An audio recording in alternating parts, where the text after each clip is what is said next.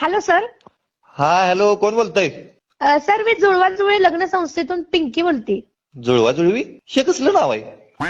Sir ही आमची लग्न लावण्याची एक संस्था आहे हो. बर. आम्ही इथं थकलेल्या, हरलेल्या, वय निघून गेलेल्या आणि तसेच आस लावून बसलेल्या पुरुषांची लग्न लावून देतो. अयो, तुम्हाला बी करायचंय का सर लग्न? आल्या का करायचंय का माझी? अहो लग्न करायचंय म्हणून तर इमर्सन मध्ये कामाला जातोय मी. सर मग तुमच्यासाठी आमच्याकडे खूप चांगलं पॅकेज आहे बघा. हा. त्यामध्ये लग्न झालेली, बर.